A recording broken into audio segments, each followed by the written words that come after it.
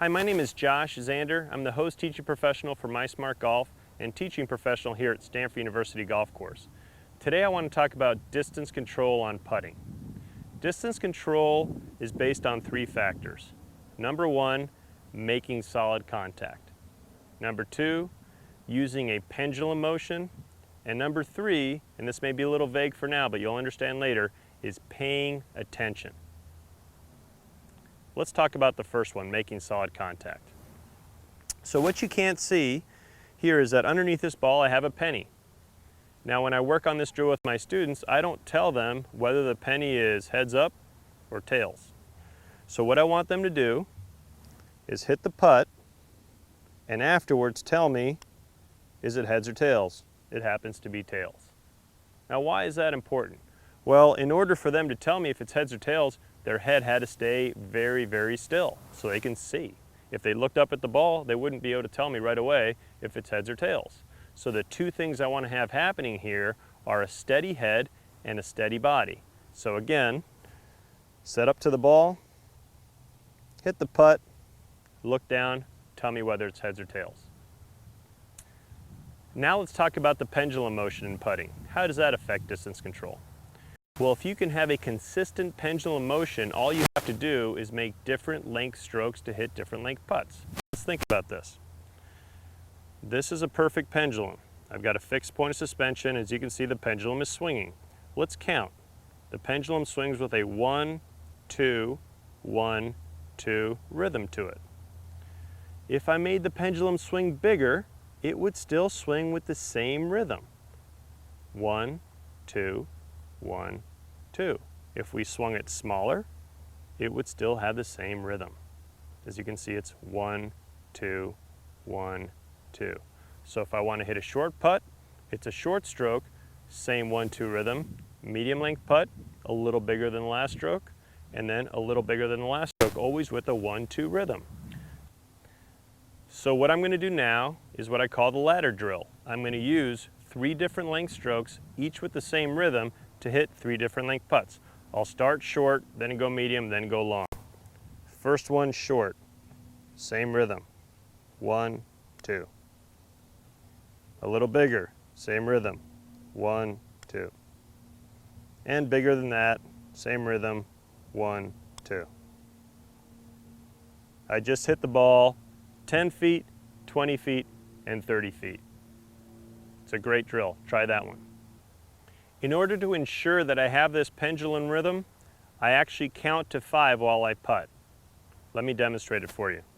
First thing I do is I put my putter next to the ball, that's 1. 2, I look at the hole. 3, I look back at the ball. 4 is my backswing, and 5's the hit. You can kind of think of it when a group of musicians are getting together to play a song, they go 5, 6, 7, 8, and then everybody knows when to start together. So it's difficult to make a perfect pendulum motion from a static position. So here's my 5 count. After I've taken a look at the hole, I go 1, I put the putter next to the ball, 2's looking at the hole, 3's back at the ball, 4's the backswing, and 5 is the hit. So just like this. 1, 2, 3, 4, 5. If you can have a consistent rhythm, your distance control is going to improve. Okay, so you've worked on keeping your head still with the coin drill. You've worked on your pendulum motion. Now the third and final thing you need to do is pay attention to the hole. If you were just going to toss a ball to the hole, you would look at the hole and you release the ball. Look at that, go on the hole. First take, I guarantee you. Why did I make that? My attention was 100% on the hole. I didn't think about my actual motion. I'm in a more athletic mode. I'm paying attention.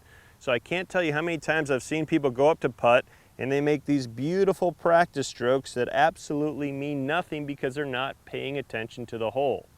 So when I make my rehearsal stroke or my practice stroke, I always do it looking at the hole. I usually stand back here, look at the hole and make my rehearsal stroke, really paying attention, kind of like the attention I was doing when I threw the ball.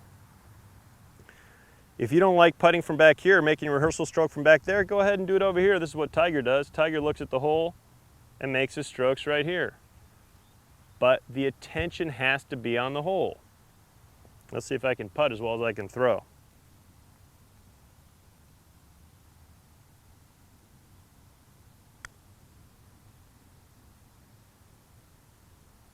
All right, pretty good distance control, easy 2-putt. I'd like to leave you with two of my favorite distance control drills.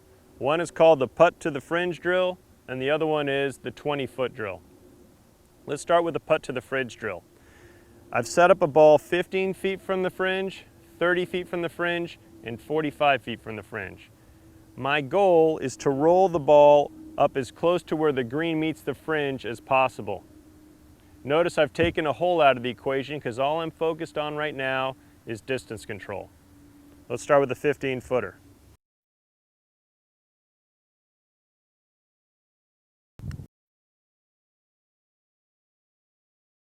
Walk back to the 30-footer. Notice I'm paying a lot of attention.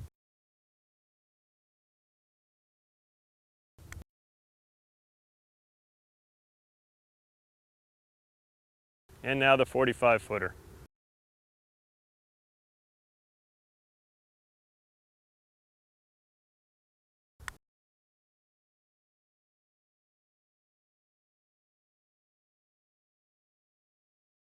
Pretty good consistency.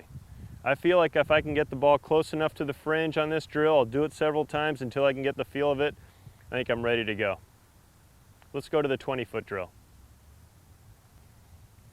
So now we're at the 20-foot drill. What I've done is I've set up 3 golf balls uphill 20 feet to the hole and 3 golf balls downhill 20 feet to the hole.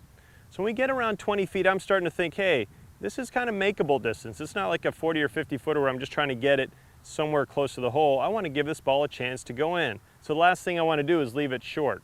So I'm going to take the same penny that we used earlier, and I'm going to put my club 1 club length past the hole and put a penny there. So it's roughly 3 feet past the hole. So my goal is to roll this ball up the hill and either into the hole or within 1 club length past the hole. That way I've given my ball a chance to go in if I hit it on line, and if not, I've got a short enough putt that I can make a 2-putt. And I want to do the same thing from above the hole to get the feel of the speed as well. So again, this is a makeable par or birdie putt that you want to give a chance to. Now, it's fun to put a point system to this. So I give my students 1 point anytime they can get the ball within 1 club length past the hole. Obviously on a downhill putt, it would be past the hole over here, and I'll put another coin there. And I'll give you a bonus 2 points if you can get it in the hole. But if you end up 1 millimeter on line but short of the hole, no points. So as you go through this drill, if you can get 4 or 5 points, you're really starting to learn the speed of the greens on that golf course on that particular day. So let's review everything. If you can keep your head and body still to make solid contact, if you can have a nice pendulum motion, and you can pay attention, and you do some distance control drills, there's no reason why you shouldn't be a fabulous putter. Give it a shot.